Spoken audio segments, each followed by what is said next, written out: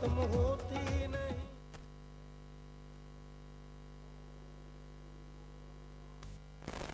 تیری حمد و ثنا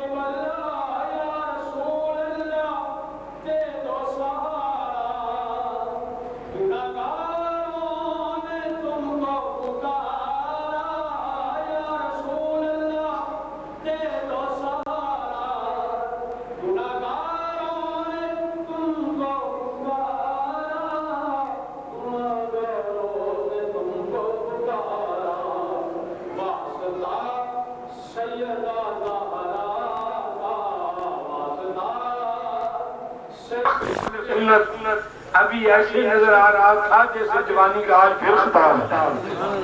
اور حقیقت ہے کہ جب یہ لاہور سے چلے تو کہنے لگے قاری صاحب سے عمر کا تقاضا ہے.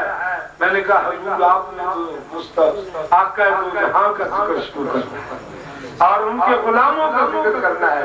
حقیقت ہے ماشاءاللہ جی چاہتا یہ سرکار کا ذکر سناتے رہتے ہم سنتے رہتے.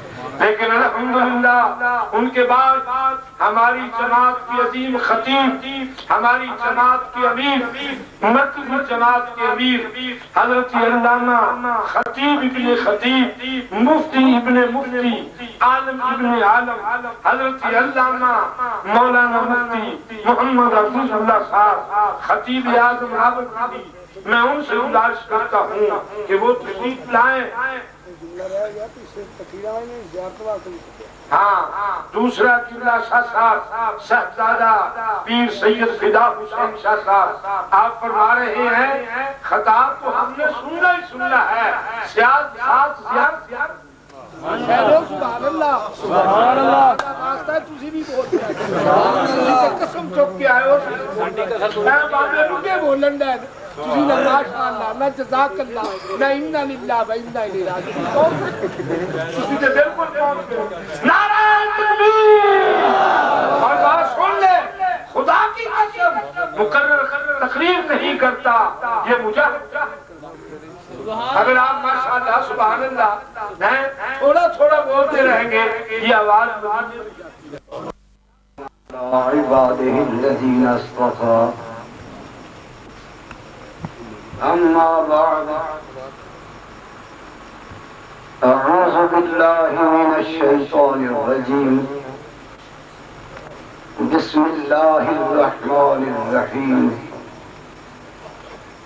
سبحان الذي أسرى بعبده ليلا. صدق الله مولانا العظيم.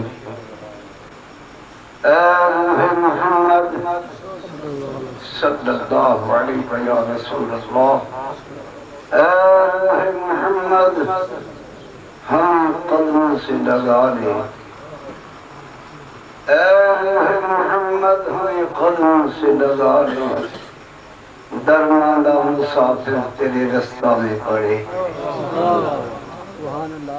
الصلاة والسلام علیکہ یا رسول اللہ وعلى آلك وأصحابك يا حبيب الله. تمام تر الحمد و ثنا اللہ تعالی جل شانہ کے لیے ہے جس نے ہمیں اپنے محبوب علیہ الصلوۃ والسلام کی امت میں پیدا فرمایا اور ہمیں لا الہ الا اللہ محمد رسول اللہ پڑھنے کی توفیق عطا فرمائے. اللہ جل شانہ اسی ایمان پر ہمیں زندہ رکھے اور اسی ایمان کے ساتھ اس دنیا سے اٹھائے.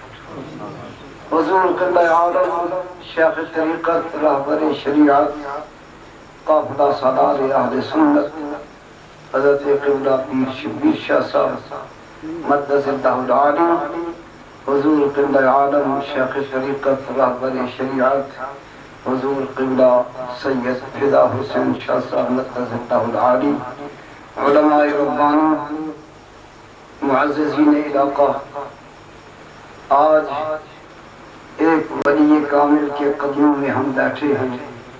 اللہ کرے کہ حق کہنے کی توفیق نصیب ہو جائے اور حق سننے کی توفیق نصیب ہو۔ حاضرین محترم، یہ انسان اس کائنات کے اندر بڑی عظیم شے ہے، لیکن اگر نسبت مصطفیٰ سے کٹ جائے تو پھر یہ ڈنگروں سے بھی جا گزرا ہے۔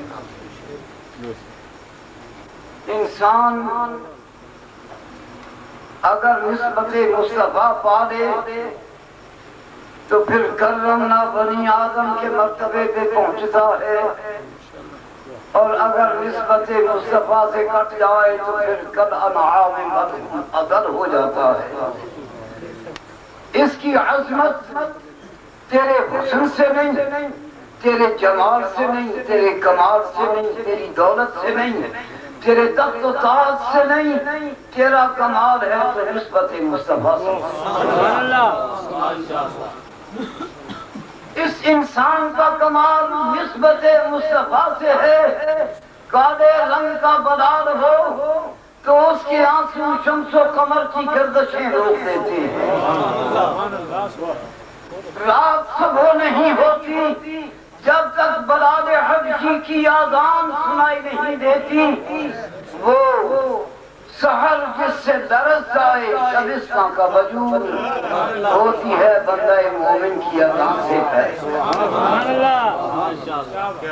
جب تک بلال حبشی آذان نہ دیں شمس و قمر کی دھڑکنیں رک جاتی ہیں۔ نسبت مصطفیٰ نصیب ہو تو پھر میرا غوث کہتا ہے کہ دن آتا ہے تو اجازت لے کے رات جاتی ہے تو اجازت۔ نعرہ تکبیر، اللہ اکبر، نعرہ رسالت، نعرہ حیدری۔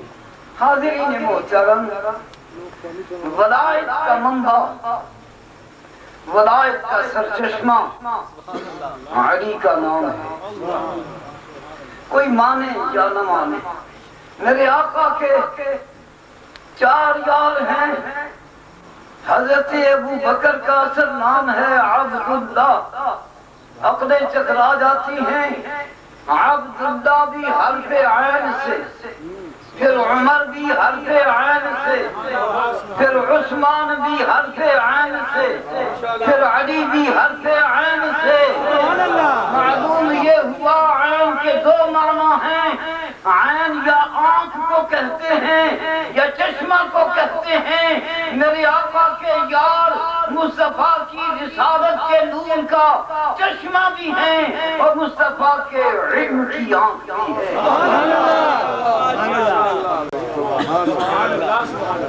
حضور سید عالم تاجدار عالم و عجم نور مجسم صلی اللہ علیہ وسلم کی ذات بابرکات کی نسبت میں جائے تو بات بن جاتی ہے۔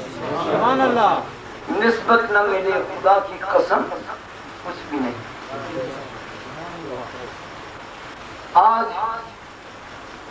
ہم کہہ سکتے ہیں ایمان ہے ہمارا کہ خلق الموت حیات لیبلوکم۔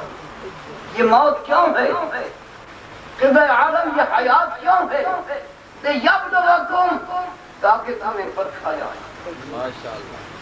یہ زندگی امتحان ہے، اس کی ہر صبح امتحان، ہر شام امتحان، ہر دن امتحان، ہر رات امتحان، اس کی خلوت امتحان، اس زندگی کی جذبت امتحان، اس کی غربت امتحان، اس کی دولت امتحان، اس کی صحت امتحان، اس کی بیماریاں امتحان۔ ہم ہر لحظہ ایک امتحان سے گزر رہے ہیں۔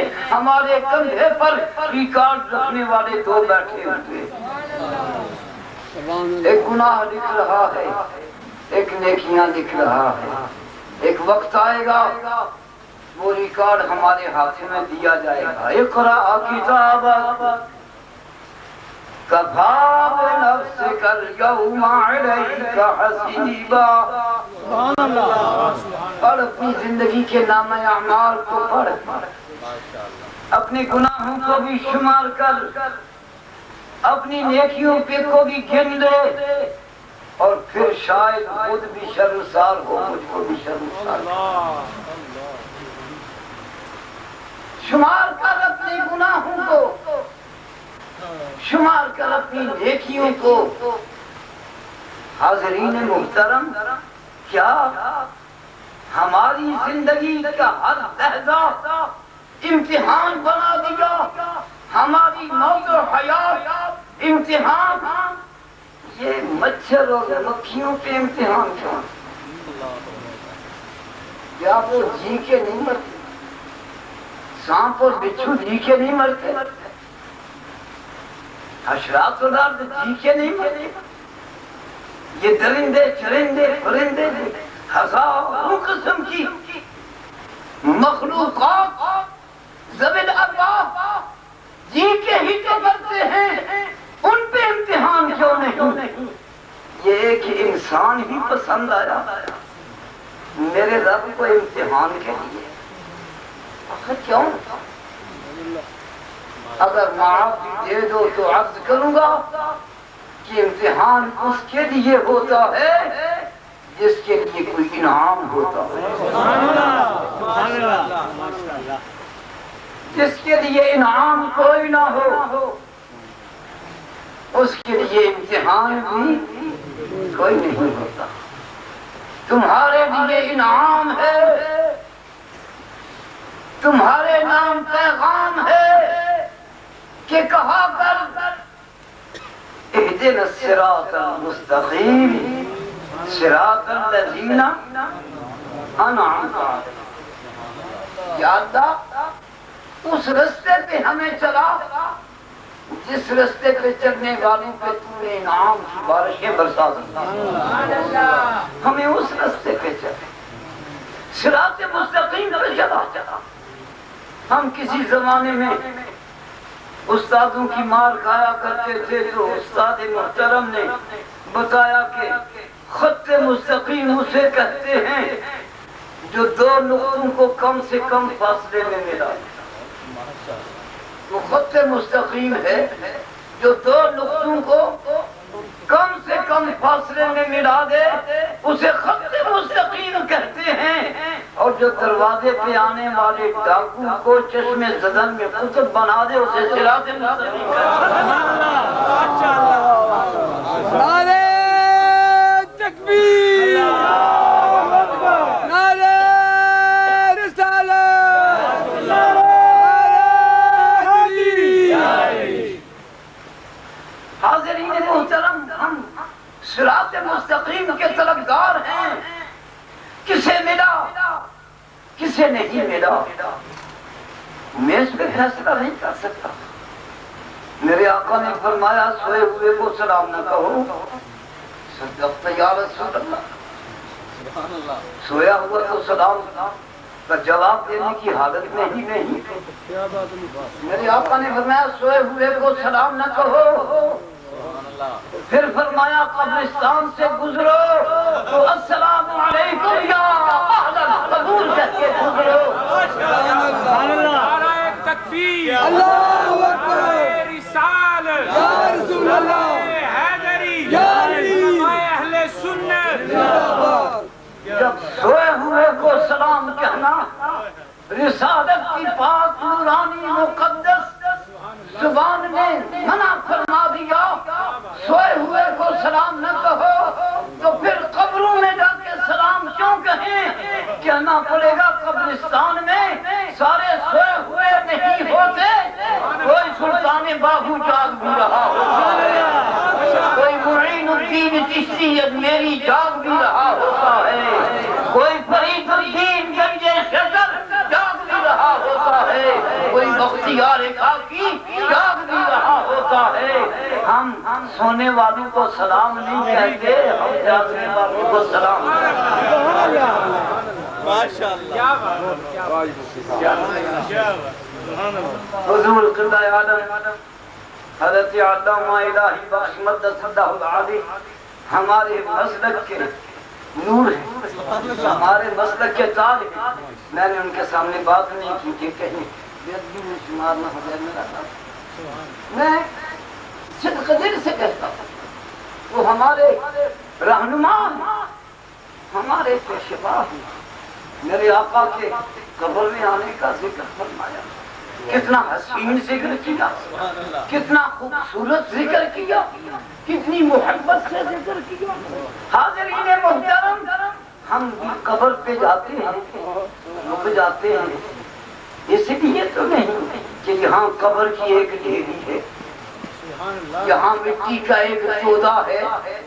ہم تو اس لیے بیٹھ جاتے ہیں کہ یہاں مصطفیٰ کے قدم کی خوشبو آ رہی ہے،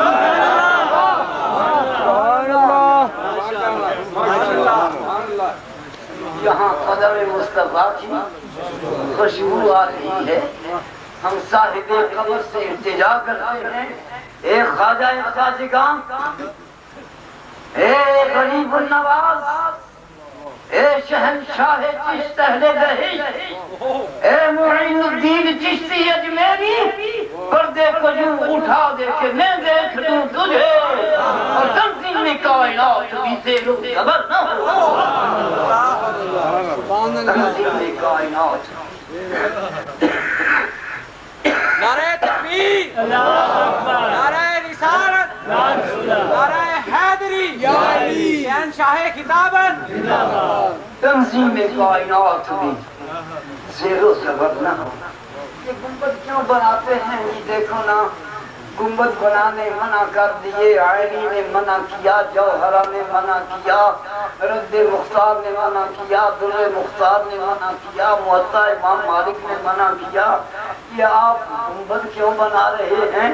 مولوی صاحب کیا کروں، دل نہیں چاہتا گنبد بناؤں. قبر پہ گنبد بنانا منع ہے، لیکن جس قبر میں مصطفیٰ کا قدم آیا وہاں تو گنبد بن کے ہی رہے گا. کہ یہ نشان قبر نہیں، یہ گنبد تو نشان ہے قدم مصطفیٰ کا. یہاں تو گنبد بن کے ہی رہے گا. یہ رسول اللہ کی گزرگاہ ہے. ہم تو تاریخ کوٹھڑی میں رکھ کے آئے تھے. میرے آقا نے فرمایا جنت مومن کے لیے، جنت قبر جنت کا باغ ہے. فرمایا نا میرے آقا نے. اس محفل سے کوئی شخص کھڑا ہو کے یہ تو کہہ دے کہ جنت کا باغ لاشیں رکھے جاتے ہیں. کیا جنت کے باغ لاشوں کے لیے ہوتے ہیں؟ کیا جنت کے باغ میں لاشیں رکھے جاتے ہیں؟ جنت کا باغ لاشوں کے لیے نہیں ہوتا، زندوں کے لیے ہوتا ہے. سبحان اللہ. جنت کا باغ زندوں کے لیے ہے، لاشوں کے لیے نہیں ہے. جنت کا باغ زندوں کے لیے ہے. ہم تو حضور علی حجویری کی چوکھٹ پہ جب بھی کہتے ہیں کہ گنج بخشے فیض عالم مظہر سرکار معین الدین چشتی کو اجمیر سے لاہور تک رستے میں خدا نہیں مارے. وہاں سے چلے یہاں بیٹھے. آخر کیوں؟ اس لیے کہ اس قبر تک روضہ مصطفیٰ کی خوشبو آ رہی ہے. نسبت بڑی شے ہوتی ہے. جذبات میں نہ لے جاؤں، دیوانہ آدمی ہم کہیں اور نہ کہیں. عالم کہیں گے یہ کیا کہنے آیا. میں پھر لوٹ کے آتا ہوں، نسبت بڑی شے ہے. ایک شخص قتل ہو گیا. جناب موسیٰ سے قوم نے پوچھا، فرمایا جاؤ گائے ذبح کرو. ضدی قوم تھی، دلیل کے بغیر بات نہیں کرتی. دلیل کے بغیر بات نہیں. ان کی بسوں کے پیچھے بھی لکھا ہوتا ہے ضد میری مجبوری. سبحان اللہ. ماشاءاللہ. ضدی. اچھا جی وہ گائے کا رنگ کیا ہو، اس کی عمر کیا ہو، اس نے بچہ جنا ہو یا نہ جنا ہو، اس نے ہل چلایا ہو یا نہ چلایا. قوم پوچھتی گئی، رب بتاتا گیا. جب راہداری پوری ہو گئی نا گائے کی، کہنے لگے اب انشاءاللہ خدا محتد تلاش کر. لمبی بات ہے، میں چھوٹی سی بات کہتا ہوں. گائے سے بھاگی، اس کا ایک ٹکڑا مردے پہ لگانا تھا تاکہ وہ زندہ ہو جائے اور وہ یہ بتائے کہ کس نے اسے قتل کیا ہے. اب وہ گائے ذبح کی گئی، اس کا ایک ٹکڑا مردے کو لگایا گیا. مردہ اٹھ کے بیٹھ گیا، اس نے ساری روزاد درد سنا دی، قتل کی کہانی سنا دی. اگر ذبح کی ہوئی گائے کا ٹکڑا مردے کو زندہ کرتا ہے تو جن کے ہاتھ محمد عربی کے ہاتھ ان کی زندگی کا عالم کیا ہوگا. گائے کا ذبح اس لیے میں چھوٹا سا نقطہ علم کہہ جاؤں جو حضرت عبدالخالق خجویدان فرماتے ہیں کہ ذبح کی ہوئی گائے مردہ نہیں ہوتی. سبحان اللہ. ہم گوشت کھاتے ہیں تو مردار کا گوشت کھاتے ہیں. اس نے مرنا تھا، اس کی گردن پہ چھری رکھ کے بسم اللہ اللہ اکبر کہا گیا تو گائے کی روح نے کہا مرنا تھا، کتوں نے کھانا تھا، اب اس کے نام پہ جاتی ہوں. میرے رب نے فرمایا میرے نام پہ آنے والی میں تجھے مرنے ہی نہیں دوں گا، تو تجھے مردار نہیں کہیں گے. ماشاءاللہ. جب اس کے نام کی نسبت ہو جائے پھر اس کے گوشت کا ٹکڑا مردے سے لگ جائے وہ مردہ زندہ ہو جاتا ہے. ان کی زندگیوں کا عالم کیا ہوگا جن کے ہاتھ مصطفیٰ کے ہاتھ میں گئے. اور پھر اس کی زندگی کا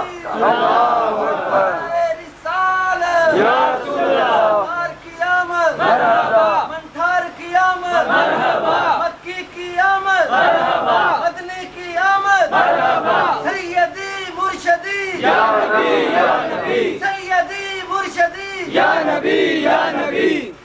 پھر اس کی زندگی کا عالم کیا ہوگا جس کے کندھے پہ مصطفیٰ نظر آئے. اور پھر اس کی زندگی کا عالم کیا ہوگا جو مصطفیٰ کے کندھے پہ نظر آئے. صحابیت کی انتہا کیا ہے؟ مصطفیٰ کو کندھے پہ بٹھانا. طہارت انتہا کیا ہے؟ مصطفیٰ کا کندھے پہ بٹھانا. صحابی اسے کہتے ہیں جس کے نعرہ تکبیر، نعرہ رسالت، نعرہ حیدری، نعرہ تحقیق، علماء اہل سنت، نعرہ تکبیر، نعرہ رسالت، نعرہ رسالت، سیدی مرشدی یا نبی یا نبی، سیدی مرشدی یا نبی یا نبی. صحابیت اسے کہتے ہیں جس کے کندھے پہ مصطفیٰ نظر آئے. اہل بیت اسے کہتے ہیں جو مصطفیٰ کے کندھے پہ نظر آئے. حاضرین محترم، ہمارے کندھے پہ فرشتے بیٹھتے ہیں، صدیق کے کندھے پہ مصطفیٰ بیٹھتے ہیں. شاعر کے اتر جائے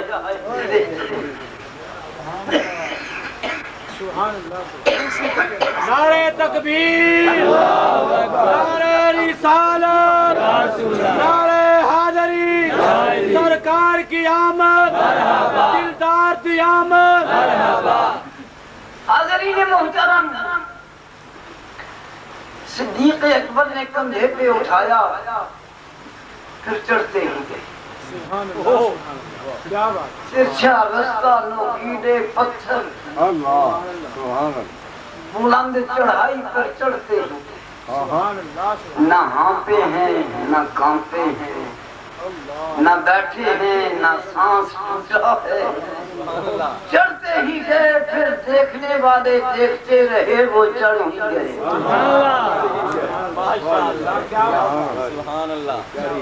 शायद इसलिए कि जिस तरफ उठ गई दम में सैयद आदम, ताजदार अरब व अजम, मक्का मुअज़्ज़मा से मदीना तैयबा बड़ा वक्त लगा के गए। पता नहीं क्या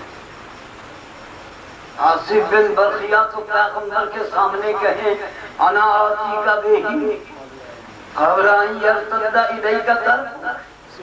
ए पैगंबर खुदा, आप आंखें बंद करें, आपकी आंखें खुलने से पहले बिल्कीस का तख्त उठा के ले आऊंगा। सन्नाटा छा गया सारी महफिल पे। 27,000 का मजमा, कोई एक भी वादी ना था। कोई तो बोला होता,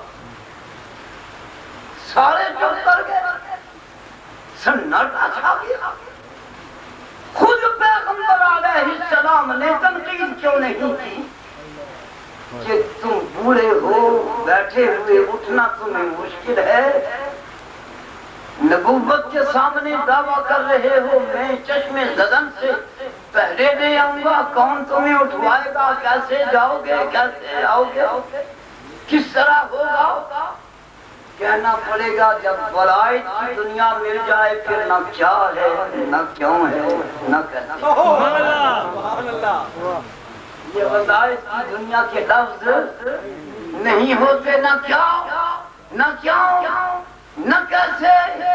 पैगंबर खुद चुप रहे, इसलिए कि पैगंबर खूब जानता है कि जब जिन्नात की कुव्वतें दम तोड़ जाती हैं तो फिर वली की कुव्वत की इब्तिदा हुआ। फिर वलायत की कुव्वत की इब्तिदा होती है। इसलिए कि इस हीरे को पैगंबर ने खुद तराशा, इसका हर पहलू लाजवाब है, इसका हर अंदाज हसीन है, इसके हर कारनाम में हुस्न है, नूर है, बरकत है। वलायत का हर पहलू नबूवत की निगाह ने तराशा हुआ है। वो तो चश्मे ज़दन में बिल्कीस का तख्त ले आए। मेरे आका हिजरत के रास्ते में आखिर इतने दिन क्यों लगा? दुश्मन तलवार लेके पीछे लगा हो, कत्ल का भी डर हो, दुश्मन का भी डर हो, रस्ते पुर खतर हो, और मेरे आका नबी ये करीम एक कदम मक्के रखते, क्या दूसरा कदम मदीने नहीं रख सकते थे? अगर मेरे आका के मुरीद के गुलाम की ये कुव्वत है कि चश्मे ज़दन में बिल्कीस का तख्त लाता है, क्या मेरे आका में ये कुव्वत ना थी? फिर इतना वक्त क्यों लगा दिया? शायद इसलिए कि जनाब मुस्तफा सिद्दीक़ अकबर को कुछ तन्हाई का वक्त देना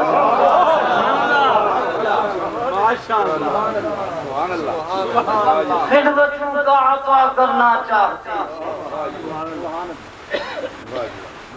कुछ वक्त तन्हाइयों में देना चाहते थे।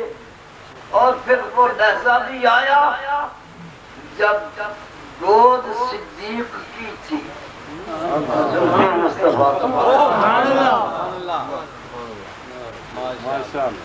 सांप डसता रहा, जहर चढ़ता रहा, वो चेहरा मुस्तफा देखता ही रहा। مزہ تو اس وقت ہے نا جب موت قدم کے نیچے ہو اور زندگی گود میں ہو. سبحان اللہ ماشاءاللہ. زندگی گود میں موت قدم کے نیچے شدت درد سے دو آنسو ٹپکے رخ صدیق کے چہرے سے اترتے ہوئے رخ مصطفیٰ پہ گرے رخسار مصطفیٰ پہ بہہ گئے. مرید روتا ہے پیر کے رخسار پہ آنسو نہیں بہتے. شاگرد روتا ہے استاد کے رخسار پہ آنسو نہیں بہتے. اور حاضرین محترم بیٹا روتا ہے اور ماں کے رخسار پہ آنسو نہیں بہتے. لیکن جب والذین معہ کا معنی کھل جائے تو پھر آنسو صدیقی ہوتے ہیں. رخسار محمد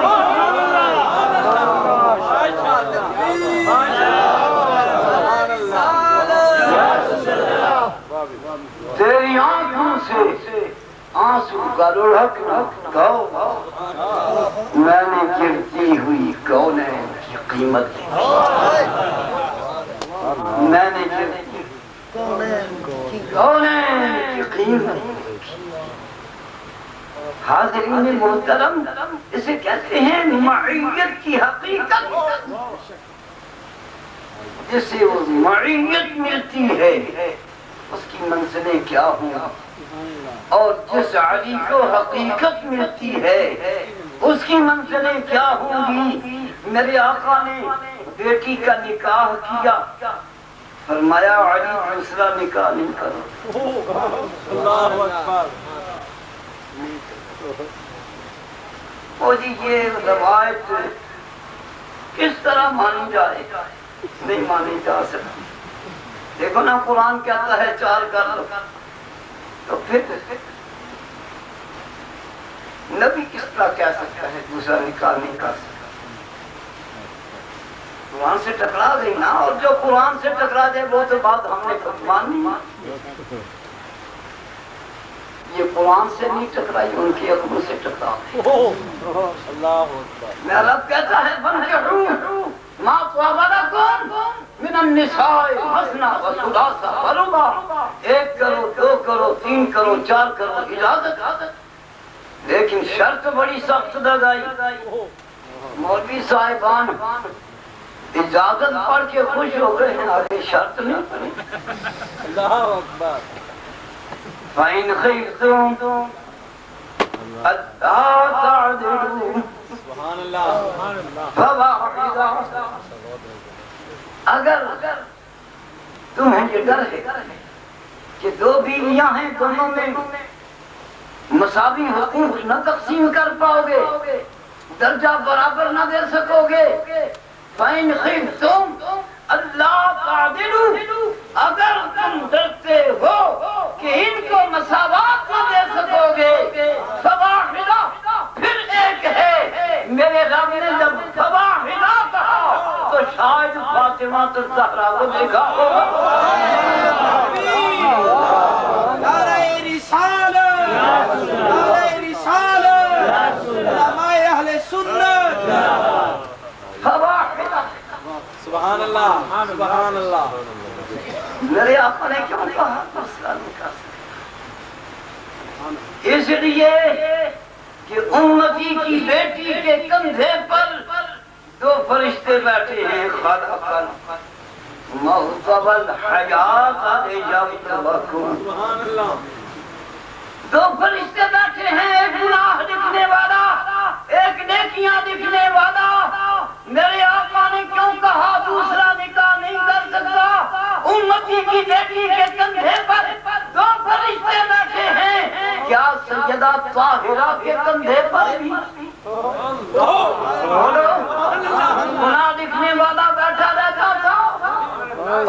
سیدہ طاہرہ مطہرہ اطہرہ خاتون جنت سیدۃ النساء فاطمہ الزہرا سلام اللہ علیہا تو اس حجرے میں پڑی ہیں جس میں جبریل بھی نہیں آتا.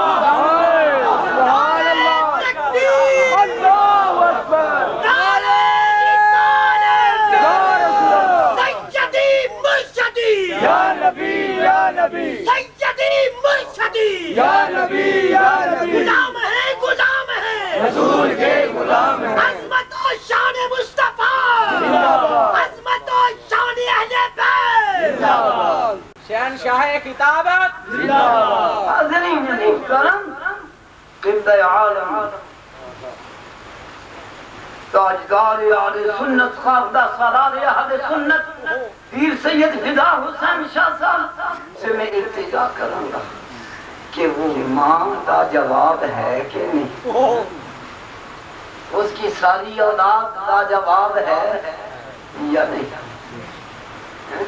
میرے آقا کے 4 بیٹے تھے، چاروں اٹھا دیے گئے، لوگوں کو گولڈن چانس مل گیا، دیکھو نا جی اپنے بچے بھی نہیں نہ بچا سکے، اختیار ہوتا تو کس باپ کا دل چاہتا ہے میرے بچے فوت ہو جائے۔ میرے رب نے فرمایا ما کان محمد ابا احد من رجالکم ولکن رسول اللہ وخاتم النبیین۔ میرا محبوب تم میں سے کسی مرد کا باپ نہیں، اللہ کے رسول ہیں اور آخری رسول ہیں۔ حضرت زید کا واقعہ ہے، اس کے پس منظر میں انکار نہیں ہو سکتا، لیکن قرآن مجید کے اسرار ہیں، رموز ہیں، حقائق ہیں، دقائق ہیں، معارف ہیں۔ ذرا سوچئے تو صحیح، ایک آیت کی ابتدا کی کسی مرد کے باپ نہیں اور اس کی انتہا کی آخری رسول ہیں۔ میرے رب نے ایک آیت میں یہ 2 چیزیں کیوں جمع فرما دی؟ اس لیے کہ آدم کا بیٹا ہو تو نبی بنے، شیش کا بیٹا ہو تو نبی بنے، ابراہیم کا بیٹا نبی بنے، اسحاق کا بیٹا نبی بنے، یعقوب کا بیٹا نبی بنے، داؤد کا بیٹا نبی بنے، علیہم الصلوات والسلام مصطفیٰ کا بیٹا ہو نبی نہ بنتا، یہ شام کے خلاف تھا، نبی بنا دیا جاتا، یہ مقام کے خلاف تھا۔ تکبیر اللہ اکبر نعرہ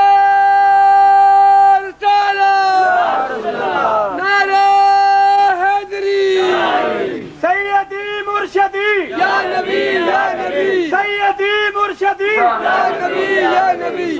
4 دیکھیے اٹھائے، نہ شان پہ ہاتھ پائے نہ مقام پہ ہاتھ پائے، یہ اور بات ہے کہ اندھے کو اندھیرے میں بہت دور کی سوچی۔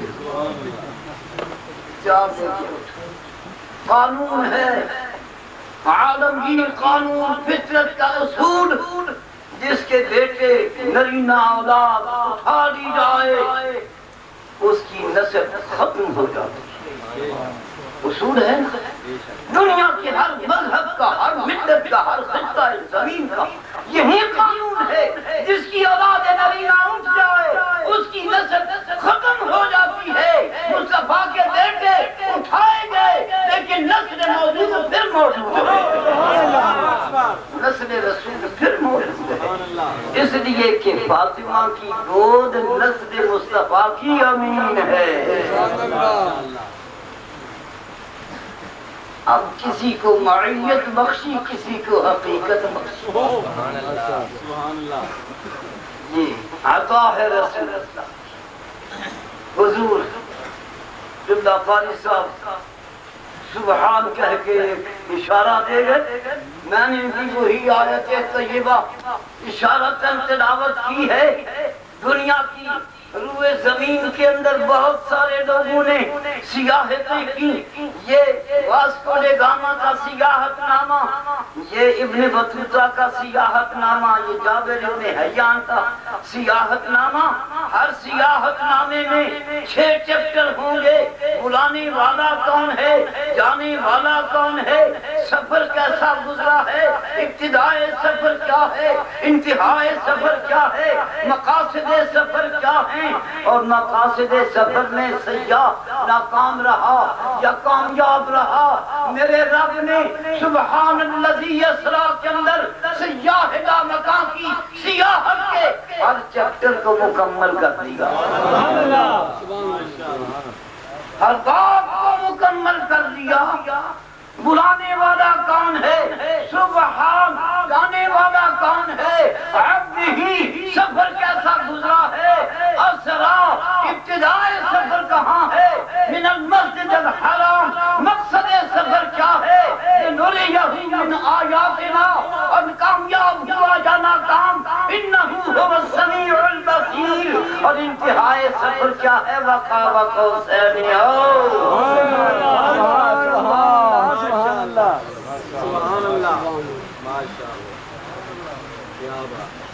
حاضرین محترم، میرے رب نے لفظ سبحان سے شروع کیوں کیا؟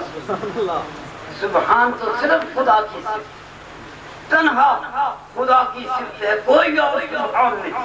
اللہ محبوب کی سیر کو میرے رب نے اپنی صفت سبحان سے کیوں کیا؟ پاک ہے وہ اس لیے کہ لغت کے اندر طہارت کے دو لفظ ہیں، یا ہے مزکا یا ہے مطہر۔ مزکا اسے کہتے ہیں جس کے کندھے پہ رسول نظر آئے، مطہر اسے کہتے ہیں جو رسول کے کندھے پہ نظر آئے۔ میرے آقا ماض مطہر بھی نہیں کہ وہ نواسہ رسول ہے، ماض مزکا بھی نہیں کہ وہ صحابی رسول ہے، میرے آقا سبحان بھی نہیں کہ وہ اللہ ہے۔ پھر رسول اللہ کی پاکیزگی اور تقدس کے لیے لفظ کہاں سے ڈھونڈو گے؟ تمہاری لغت کے پاس میرے آقا کی پاکیزگی بیان کرنے کے لیے لفظ ہی نہیں ہے۔ میرے رب نے سبحان سے اس لیے شروع کیا کہ قرآن مجید پڑھنے والے میری صفت سبحان کے حریم کے اندر میرے محبوب کی پاکیزگی کو دیکھ کے چلنا کہ اگر لے جانے والا پاک ہے تو پھر جانے والا کتنا پاک ہے۔ سبحان اللہ، ماشاءاللہ، سبحان الذی اسری، سیر تو اپنے وطن میں ہوتے ہیں، کیا خیال؟ غیر کے وطن میں تو نہیں نہ ہوتی، اپنے وطن میں ہی سیر ہوتی ہے نا۔ غیر کے وطن میں جاؤ گے تو مسافر ہو، 4 رکعتوں کی 2 پڑھنا پڑیں گی۔ سیدہ عائشہ صدیقہ نے کبھی قصر نہیں پڑھی، کبھی۔ ایک زمانہ ہوا اعتراض اٹھا، حضرت عائشہ نے قصر کیوں نہیں پڑھی؟ 3 سفر کیے، بہت بڑا ہجوم ہوا علماء کا۔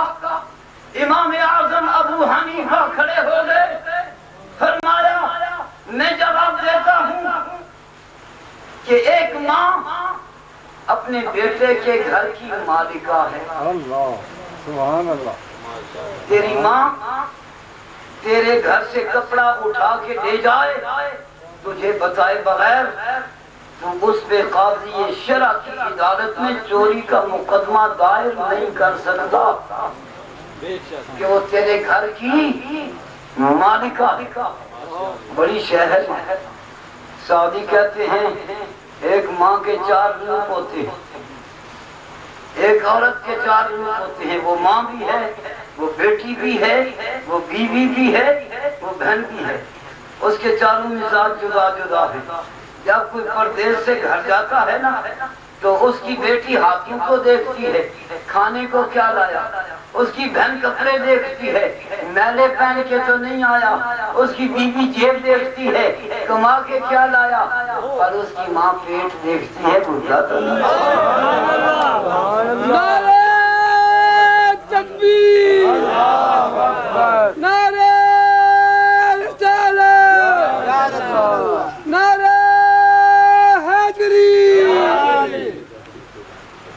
فرمایا ماں بیٹے کے گھر کی مالکہ ہے۔ حضرت عائشہ صدیقہ پر اتنا سفر واقع ہی نہیں ہوا جس سفر میں ان کے کسی بیٹے کا گھر نہ ہو۔ جس ٹوک میں جائیں وہی بیٹے، جس گاؤں میں جائیں وہی بیٹے، جس شہر میں جائیں وہی بیٹے۔ قصر پڑھتے کب، کیوں پڑھتے؟ ان پر تو اتنا سفر واقع ہی نہیں ہوا کہ ایک بیٹے کے گھر سے دوسرے بیٹے کے گھر تک سفر بن جاتا۔ اگر حضرت عائشہ کا یہ مرتبہ ہے تو مصطفیٰ کا تو یہ مقام ہونا چاہیے نا کہ عرش معلیٰ پہ جائے تو وہاں بھی مسافر نہ ہو۔ سبحان اللہ، سبحان اللہ، اللہ اکبر، یا رسول اللہ، عظمت و بقا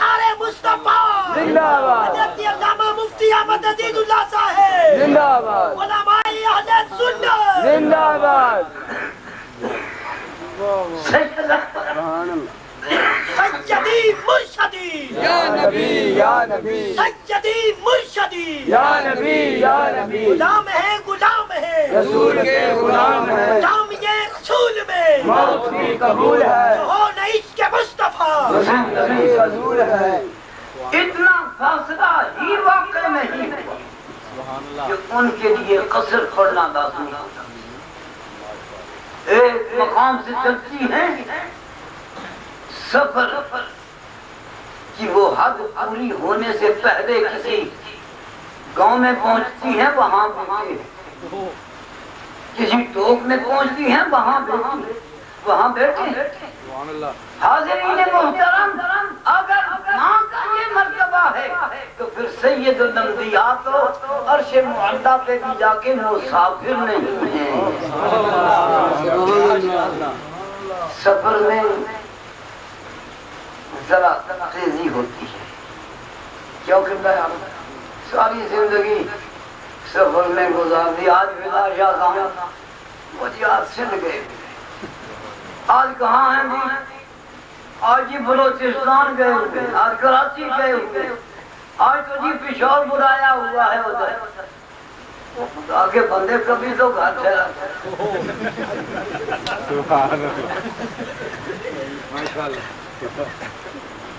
اللہ یہ ہماری قسمت ہے کیا آپ کی ہمت نہیں یہ ہماری قسمت ہے کہ سید کے گھر کھانا کھایا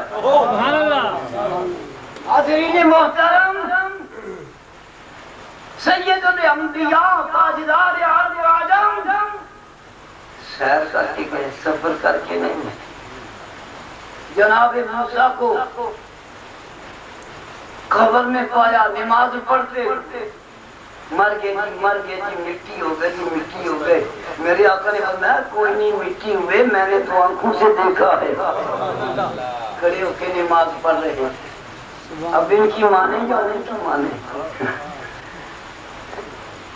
میرے آقا مسجد اقصی میں پہنچے حضرت موسیٰ پہلے موجود تھے تو میرے آقا سے پہلے کس طرح پہنچ گئے میرے آقا خرامہ گئے میرے آقا خرامہ گئے ہیں جناب موسیٰ نے استقبال کرنا تھا سفر کر کے گئے اسرا بعبدہ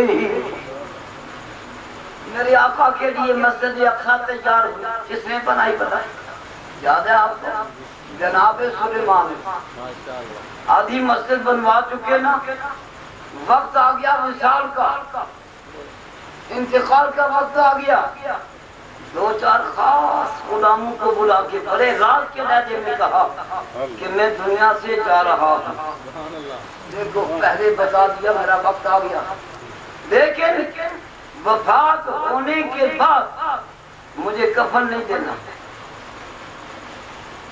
مجھے دفن بھی نہ کرنا تو سرکار پھر کیا کریں فرمایا عاصا میرے ہاتھ میں دے دینا مسجد کے دروازے میں کھڑا کر دے گا اس لیے نہیں کہ بابی دے دینا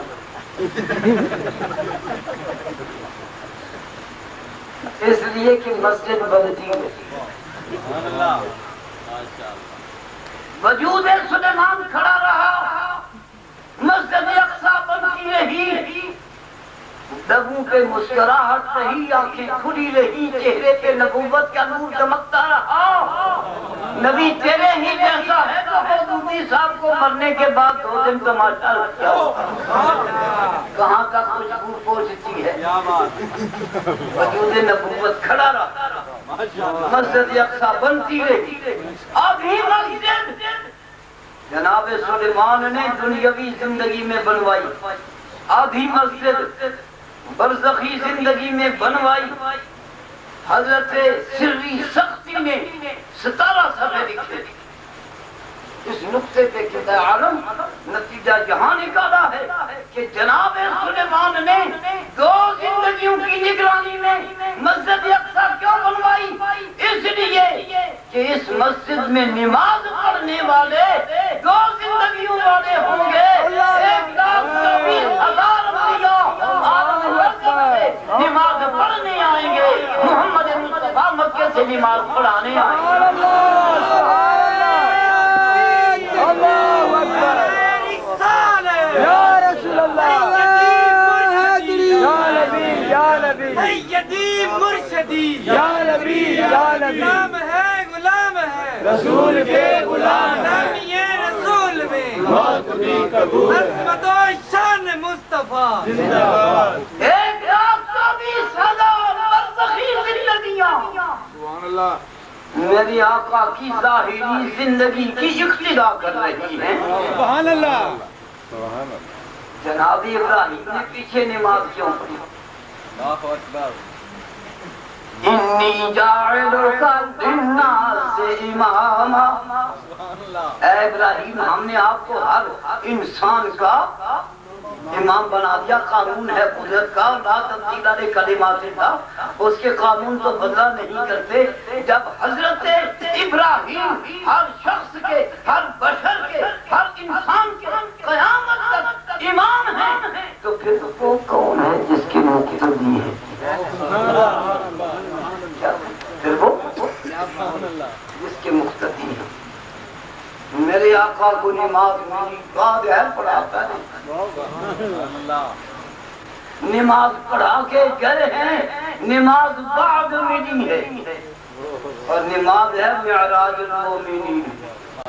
مسجد اقصی میں انبیاء سے بڑا مومن کوئی نہیں، مصطفیٰ سے بڑا امام کوئی نہیں، نماز ہے معراج۔ تو ترجمہ یہ نہ کیوں نہ کر لیں کہ نماز دینے گئے پر پڑھا کے گئے، معراج کرنے گئے پر کرا کے گئے، رب دیکھنے گئے پر نبیوں کو دکھا کے گئے۔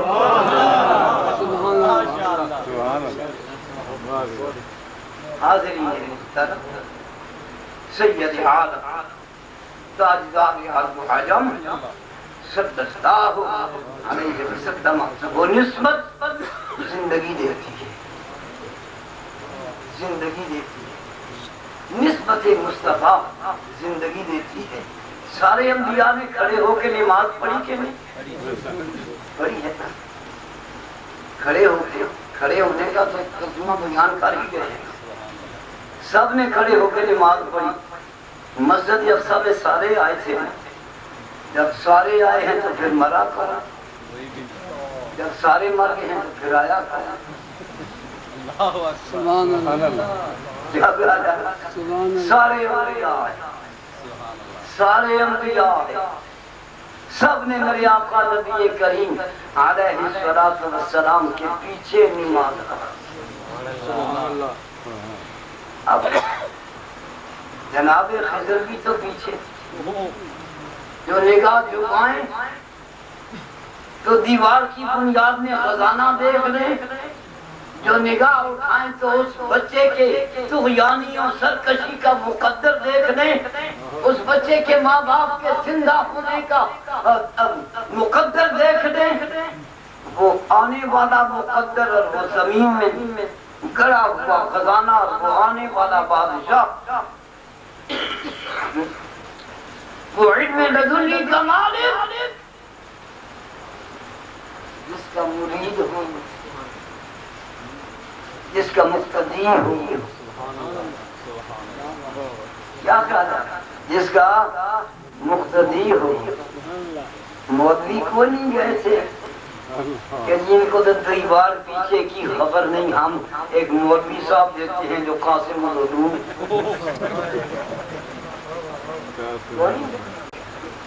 مٹ گئے، مٹتے ہیں، مٹ جائیں گے آگا تیرے، نہ مٹا ہے نہ مٹے گا کبھی چل چلتے۔ بس آخری جملہ کہتا ہوں، سارے فرشتوں کا علم جب دم توڑ جاتا ہے تو نبوت کے علم کی ابتدا ہوتی ہے۔ جب سارے فرشتے بول اٹھے لا علم لنا، تو اس کے بعد رب کہتا ہے یا آدم انبئہم، جتنا پڑھ چکے اس کی آگے تم ان کو پڑھا دو۔